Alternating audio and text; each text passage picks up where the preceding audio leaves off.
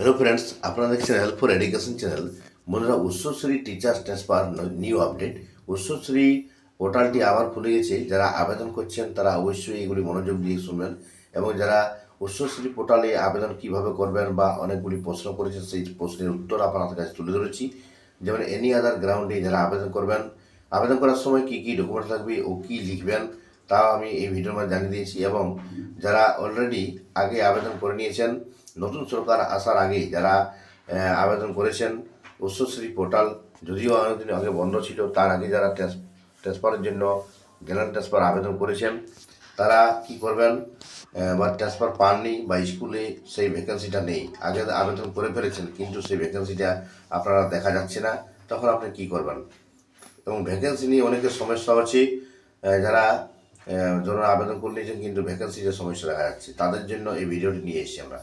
তো আমরা উচ্চশ্রী পোর্টালের লগ ইন প্রসেসটা আগে দেখিয়ে দিচ্ছি, তাও আরেকবার আমরা এই স্টেপ বাই স্টেপ দেখিয়ে দিলাম যে কীভাবে সিলেক্ট করবেন উচ্চশ্রী পোর্টালে লগ ইন করার জন্য। তো আমরা সেকেন্ডারি টিচার্সদের জন্য এই ভিডিওটি নিয়ে এসেছি। তো যারা অনলাইনে যারা উচ্চশ্রী পোর্টালে এনি আদার গ্রাউন্ডে বা অন্যান্য গ্রাউন্ডে যারা আবেদন করবেন তাদের জন্য এই ভিডিওটি খুবই গুরুত্বপূর্ণ। অনেকেই প্রশ্ন করেছেন, যদি স্পাউস মানে নিজের ওয়াইফ অথবা হাজব্যান্ড যদি রিসেন্ট চাকরি পেয়ে থাকেন, ধরুন 6 মাসের মধ্যে বা 1 বছরে, তাহলে তারটা কি ধরা যাবে কি না, সেটা দূরত্বটা, সেটা একটা প্রশ্ন। আর অনেকেই প্রশ্ন করেছেন যে এনি আদার গ্রাউন্ডে গুগল ম্যাপটি যে যে মানে কী বলা আছে যে ডিস্টেন্স সার্টিফিকেট কোথা থেকে পাওয়া যাবে, তাও এই ভিডিওর মধ্যে জানিয়ে হয়েছে। এর আগেও আমি জানিয়েছিলাম যে এনি আদার্স গ্রাউন্ডে যারা আবেদন করছেন ডিস্টেন্স সার্টিফিকেট আপনার কিন্তু স্ক্রিনশট করলেই হবে গুগল থেকে, দূরত্বটা স্কুল থেকে বাড়ির দূরত্ব এবং বাড়ি থেকে স্কুলের দূরত্ব। আর একটা জিনিস হচ্ছে আপনাদের, আরেকটা যেটা প্রশ্ন ছিল আপনাদের, যে এনি আদার্স গ্রাউন্ডে আবেদন করছে যারা, তারা সেই রিমার্কস বক্সের মধ্যে কী লিখবেন সেটাও আমি এখানে দিয়ে দিয়েছি। তো দেখুন, প্রথমে আপনারা লগ ইন করার পর দেখতে পাচ্ছেন অপশনগুলি এক একটি করে দেখতে পাচ্ছেন, mutual transfer, general transfer, initial transfer এবং স্ট্যাটাস দেখার জন্য ওখানে অপশন আছে। তো ভ্যাকেন্সি নিয়ে আমরা খুব গুরুত্বপূর্ণ এই ভিডিওটি, অবশ্যই আপনারা ভিডিওটি সম্পূর্ণ দেখবেন। ভ্যাকেন্সি কিন্তু এখনও আপডেট হয়নি বা ভ্যাকেন্সিগুলি দেখতে পাচ্ছেন না, তখন আপনারা কী করবেন। আর স্কুল চয়েস, যখন 3টি স্কুল চয়েস করার জন্য এখানে অপশন আছে, 3টি স্কুল চয়েস করবেন এবং কোনগুলি অপশনে ক্লিক করবেন সেগুলো কনফার্ম হবেন।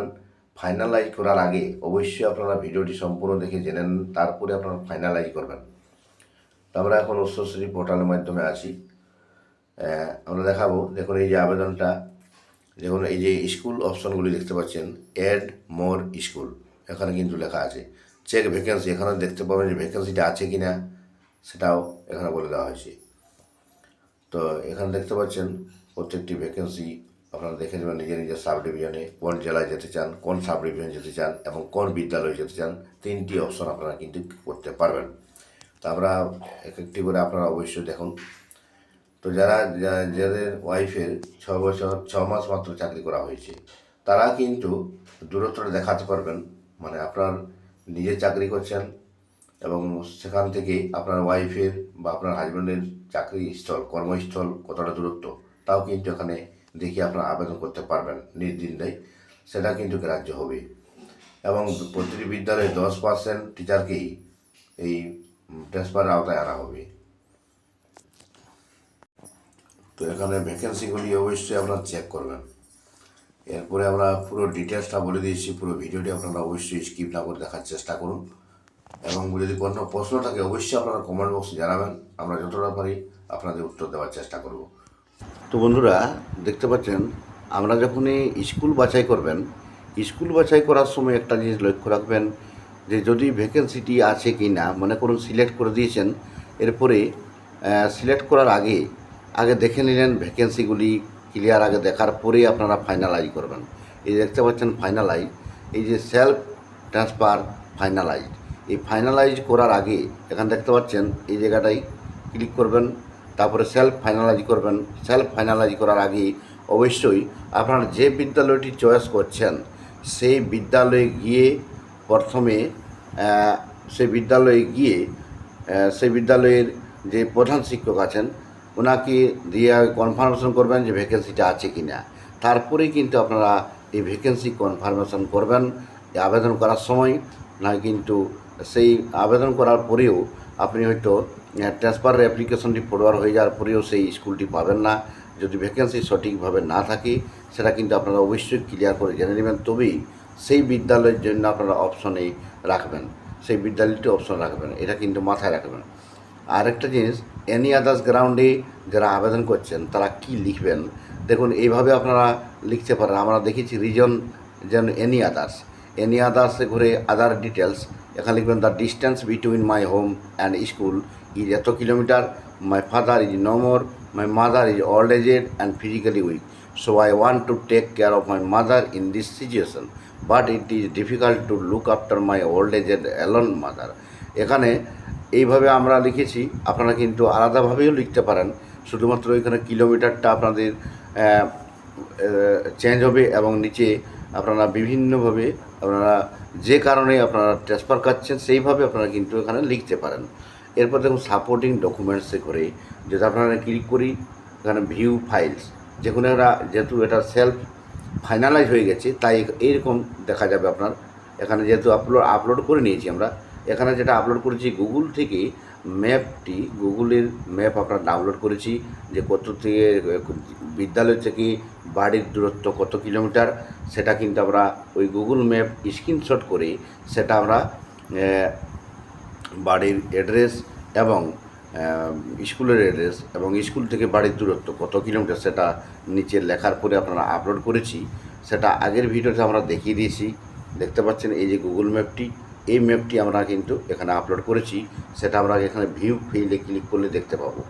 এরপর নিচের অপশন দেখতে পাচ্ছেন weather receive transfer order while in present school and post, আগে কি কোনো ট্রান্সফার পেয়েছেন কি না অবশ্যই ন করতে হবে।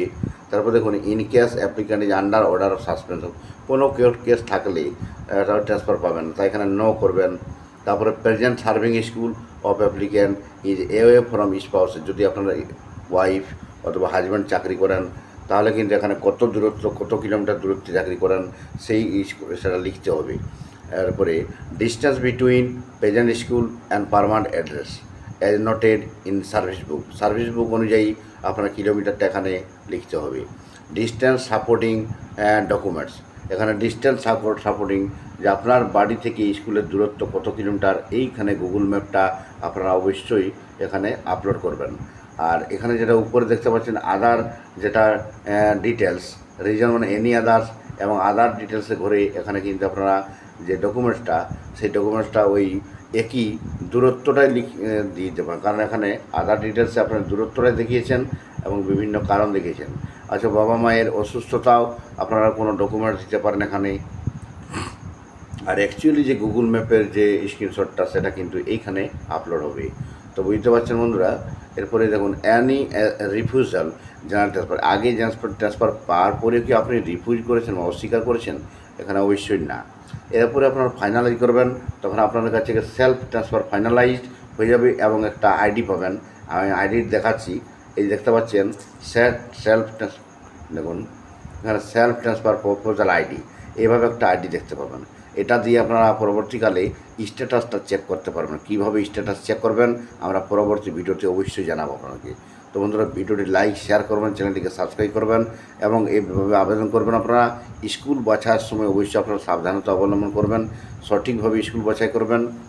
আর আরেকটা প্রশ্নের উত্তর আপনাদেরকে অবশ্যই দিব, যাদের এর আগে আপনারা আবেদন করেছেন অথচ ট্রান্সফার পাননি, অথবা আপনার আবেদন করাটি হেডমাস্টার এন্ডে আছে অথবা এসআইয়ের এন্ডে বা ডিআইয়ের এন্ডে অথবা স্কুল সার্ভিস কমিশনের আন্ডারে আছে অথবা আপনার ডিপিএসসির আন্ডারে আছে প্রাইমারিদের ক্ষেত্রে।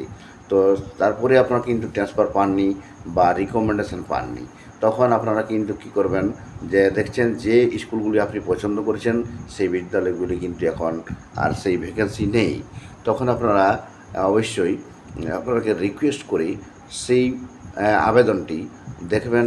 অ্যাপ্লিকেশান স্ট্যাটাসটা দেখলেই আপনারা জানতে পারবেন আপনার আবেদনটি কত দূর গেছে। ধরুন ডিপিএসসি গেছে, তাহলে আপনাকে ডিপিএসসিতে আবেদন করে সেটি আপনাকে ব্যাক করে আপনাকে আবার নিয়ে আসতে হবে এসআইয়ের কাছে, এসআইয়ের কাছে ব্যাক করে হেডমাস্টার কাছে নিয়ে আসতে হবে, আবার হেডমাস্টার সেটা ব্যাক করে দিবেন অথবা রিফিউজ করে দেবেন, তবে আপনারা নতুন করে আবেদন করতে পারবেন। একইভাবে হাই স্কুলের ক্ষেত্রে ধরুন আপনার ট্রান্সফার আবেদনটি যদি এসএসসি পর্যন্ত পৌঁছে গেছে, তাহলে আবার ব্যাক করে নিয়ে আসতে হবে ডিআইয়ের কাছে, ডিআই ব্যাক করে নিয়ে আসবেন হেডমাস্টারের কাছে, হেডমাস্টার এন্ডে আবার হেডমাস্টার সেটিকে রিফিউজ বা ব্যাক করে আপনার অ্যাপ্লিক্যান্ট আবার নতুন করে আবেদন করতে পারবেন। যদি সেক্ষেত্রে বিদ্যালয়গুলি যদি আপনি যেগুলি চয়েস করে আগে আবেদন করেছিলেন কিন্তু সেই বিদ্যালয়গুলিতে এখন ভ্যাকেন্সি নেই, তখন আপনারা এই কাজটি করতে পারবেন। বন্ধুরা ভিডিওটি লাইক শেয়ার করবেন, অবশ্যই আমার চ্যানেলকে সাবস্ক্রাইব করে রাখবেন। Thank you.